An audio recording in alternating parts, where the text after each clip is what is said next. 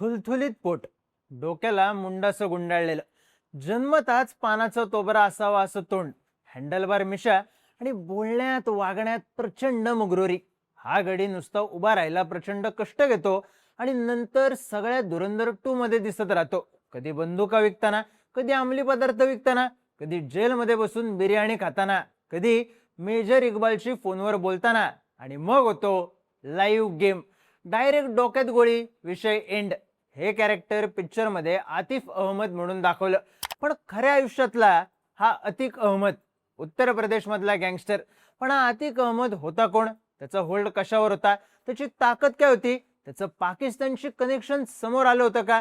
आणि त्याचा गेम कसा झाला होता? सगळी स्टोरी सांगणारा हा व्हिडिओ. आणि हा, लोड नका घेऊ, यात काही स्पॉइलर नाहीये, आहे ती फक्त बॅक स्टोरी. नमस्कार, मी चिन्मय आणि तुम्ही पाहताय बोलभिडू. उत्तर प्रदेश मधलं प्रयागराज, आधीचं नाव अलाहाबाद.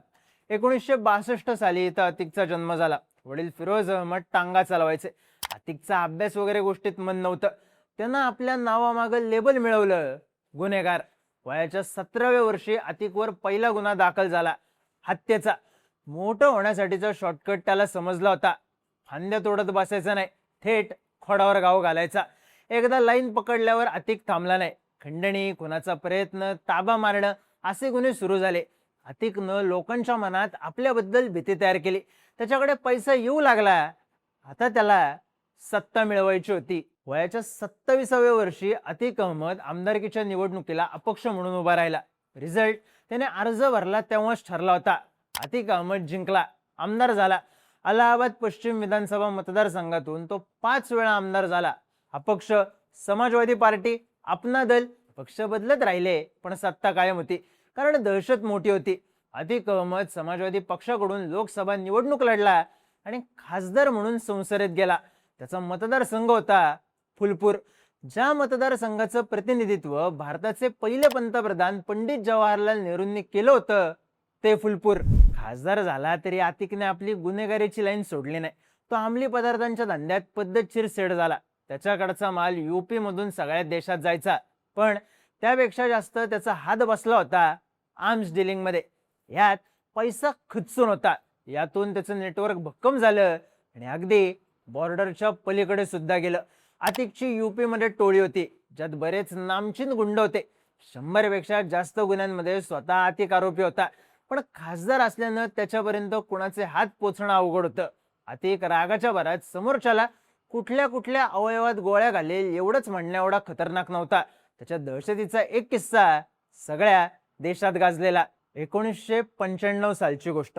तत्कालीन मुख्यमंत्री मायावती लखनौच्या एका गेस्ट हाऊसवर थांबलेल्या. राज्यात बसपा आणि सपाचं युतीचं सरकार होतं. अचानक या गेस्ट हाऊसच्या आजूबाजूला गर्दी झाली आणि गोळ्यांचे आवाज यायला लागले. गेस्ट हाऊसला वेढा घातलेल्या कार्यकर्त्यांनी मायावती आतमध्ये असलेल्या गेस्ट हाऊसवरच गोळीबार सुरू केला. असं सांगण्यात आलं की गोळीबार करणारे कार्यकर्ते सपाचे होते. साहजिकच चिडलेल्या मायावतींनी सपा सोबतची युती तोडली आणि भाजप सोबत सत्ता स्थापन केली. पुढे त्यांनी या गेस्ट हाऊस कांड मधल्या आरोपींना माफ केलं. अपवाद फक्त एकाचा होता, अतिक अहमद. मुख्यमंत्री असलेल्या मायावतींवर गोळीबार करणारा अतिक अहमद. आमदारकी, खासदारकी आणि गुन्हेगारी या तिन्हीच्या जोरावर अतिक यूपीच्या राजकारणातला बाहुबली बनला. 2004 मध्ये अतिक खासदार झाला. त्याच्या आमदारकीच्या जागेवर पोटनिवडणूक लागली. त्याने आपल्या भावाला अशरफ अहमदला निवडणुकीत उभं केलं, पण बसपाच्या राजू पाल यांनी बाजी मारली. 25 जानेवारीला राजू पाल यांची हत्या झाली. एवढ्या गोळ्या मारल्या की त्यांच्या गाडीची चाळणी झाली होती. चाळणी. राजू पाल यांच्या लग्नाला फक्त 9 दिवस झाले होते, पण मारणाऱ्यांनी गय केली नाही. संशयित आरोपी म्हणून 2 नावं पुढे आली, अतिक अहमद आणि अशरफ अहमद. पुन्हा पोटनिवडणूक लागली. विधवा झालेल्या पूजा पाल निवडणुकीला उभ्या राहिल्या, हरल्या. अशरफ अहमद आमदार झाला. दहशत फॅक्टर सहानुभूती फॅक्टर पेक्षा मोठा ठरला. असे दोन्ही भाऊ सत्तेचा आशीर्वाद असल्यानं निवांत होते. 2007 मध्ये मात्र फासे पलटले. मायावती मुख्यमंत्री झाल्या आणि जुना राग डोक्यात ठेवून त्यांनी अतिकवरच्या केसेस पुन्हा ओपन केल्या. अतिकला उत्तर प्रदेशचा मोस्ट वॉन्टेड गुन्हेगार म्हणून जाहीर केलं. अतिकनं 2008 मध्ये आत्मसमर्पण केलं. 4 वर्ष जेलमध्ये काढली आणि 2012ला बाहेर आला. 2014 मध्ये त्याने पुन्हा समाजवादी पक्षात प्रवेश केला आणि लोकसभेची निवडणूक लढवली. पण हारला. मग विधानसभेला उभा राहिला, तिथेही हारला. यावेळी त्याचा पराभव केला पूजा पाल यांनी. राजकारणातून मायनस झाला असला तरी गुंडगिरी कायम होती. 2017 मध्ये प्रयागराजच्या कृषी विद्यापीठातल्या प्राध्यापकांना मारहाण केल्याच्या प्रकरणात आतिकचं नाव समोर आलं. पोलिसांनी त्याला ताब्यात घेतलं आणि आतिक जेलमध्ये गेला. 2018 मध्ये याच जेलमध्ये मोहित जयस्वाल नावाच्या एका व्यापाऱ्याला जबरदस्ती आणण्यात आलं. त्याच्याकडून 48 कोटींच्या संपत्तीच्या पेपर्सवर सह्या घेण्यात आल्या. या सह्या होत्या ही मालमत्ता अतिक अहमदच्या नावावर करण्यासाठी. अतिकनं जेलमधूनच हे सगळं प्रकरण मॅनेज केलेलं. एका बिझनेसमॅनला किडनॅप करून जेलमध्ये आणणे इतपत डेअरिंग त्याच्यात होते. आणि अर्थातच कनेक्शनही. जेलमध्ये फोनवर बोलणं, बिर्याणी खाणं हा किरकोळ विषय. मोहित जयस्वाल अपहरण प्रकरणात अतिक पुन्हा चौकशीच्या फेऱ्यात अडकला. सुप्रीम कोर्टाच्या आदेशानुसार त्याची रवानगी गुजरातच्या साबरमती जेलमध्ये करण्यात आली. इकडे उत्तर प्रदेशमध्ये सत्तेत आलेल्या योगी आदित्यनाथ सरकारनं अतिक विरोधात कडक पावलं उचलायला सुरुवात केली. यूपीच्या गँगस्टर ऍक्ट अंतर्गत अतिकची संपत्ती जप्त करण्यात आली. लखनौ, प्रयागराज, नोएडा आणि देशभरातल्या कित्येक महत्वाच्या ठिकाणचं रिअल इस्टेट मार्केट कंट्रोल करणाऱ्या अतिकनं अमाप संपत्ती जमा केली होती. पण यूपी सरकार आणि मनी लॉन्ड्रिंग प्रकरणात नाव आल्याने ईडी अशा दोन्ही बाजूंनी अतिकची कोंडी झाली. एवढं सगळं झाल्यावर किती मोठ्या गुंडाची मस्ती जिरेल. पण अतिक अहमद जराही बिथरला नाही. त्यानं 2019 मध्ये जेलमधूनच निवडणूक लढवली. लोकसभेच्या या निवडणुकीत त्याचा मतदारसंघ होता वाराणसी आणि प्रतिस्पर्धी उमेदवार होते पंतप्रधान नरेंद्र मोदी. अतिक जेलमधून बाहेर आल्यावर पुन्हा निवडणूक लढवणारे फिक्स होतं. पण 2005 मध्ये झालेल्या आमदार राजूपाल हत्याकांडात एकमेव साक्षीदार असलेल्या उमेश पालची 24 फेब्रुवारी 2023 ला भर दिवसा हत्या झाली. सीसीटीव्ही मध्ये 4 हल्लेखोर दिसले, ज्यातला एक होता असद अहमद, अतिकचा मुलगा. 28 मार्च 2023 ला प्रयागराजचं MP MLA न्यायालय अतिकला शिक्षा सुनावणार होतं. त्यासाठी अतिकला साबरमती जेलमधून उत्तर प्रदेशच्या नैनी जेलमध्ये आणण्यात आलं. 1300 किलोमीटरच्या प्रवासात पोलिसांच्या गाड्यांचा ताफा, सशस्त्र जवानांचा ताफा, या सगळ्या गोष्टी चर्चेत आल्या. स्वतः अतिकनं आपला एन्काउंटर होईल अशी भीती व्यक्त केली. त्याला नैनी जेलमध्ये ठेवण्यात आलं तेव्हा त्याच्यावर पोलिसांची 24 तास नजर होती. त्याला कोर्टात आणताना सुद्धा प्रचंड बंदोबस्त तैनात करण्यात आला. एरवी सुनावणीला जाताना पठाणी, डोक्यावर मुंडासं आणि चेहऱ्यावर रुबाब घेऊन चालणारा अतिक यावेळी मात्र घाबरलेला.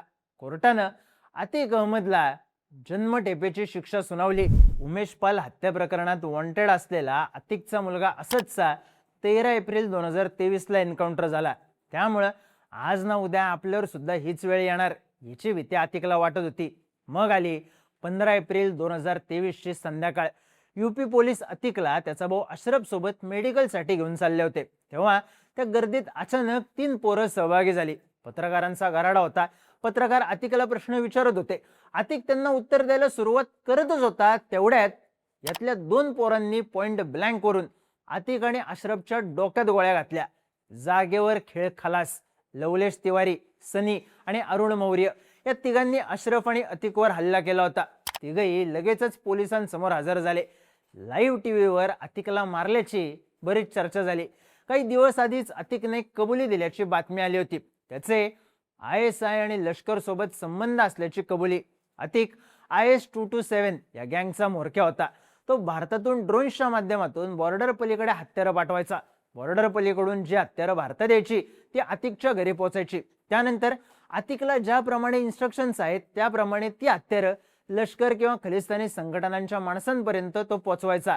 यात भर म्हणजे लष्कर आणि ISI ची माणसं आपल्या घरी आली होती. त्यांच्या डिस्कशन मधून आपल्याला समजलेलं की ते भारतावर मोठा अटॅक प्लॅन करतायत अशी कबुली अतिकने पोलिसांसमोर दिल्याच्या बातम्या आल्या होत्या. त्यामुळेच त्याचं पाकिस्तानशी असलेलं कनेक्शन समोर येणं आणि त्यानंतर त्याची हत्या होणं याची बरीच चर्चा झाली. पण अतिकच्या मृत्यूने त्याचं साम्राज्य संपलं. अफाट संपत्ती, राजकारणावर होल्ड, आर्म्स डीलिंग, अंमली पदार्थांचं नेटवर्क आणि इतर बऱ्याच गोष्टी एकाच झटक्यात उद्ध्वस्त झाल्या. अर्थात बरेच प्रश्न मागे ठेवून. पण अतिक अहमद म्हणजे यूपीचा कालीन भैया होता. त्याची दहशत होती तेव्हा तो सहज निवडून यायचा. त्याची दहशत संपली तेव्हा लोक चपलांचे हार घेऊन आले. तो गोळी मारून डॉन झाला. किरकोळ पोरांनी मारलेल्या गोळीने त्याचा शेवट केला. तेव्हा ना पाकिस्तानचं नेटवर्क कामी आलं ना युपी मधली दहशत. पोराच्या मैतीलाही न जाऊ शकलेल्या अतिकला शेवटची इच्छा सोडा, शेवटचं वाक्य पूर्ण करायलाही वेळ मिळाला नव्हता.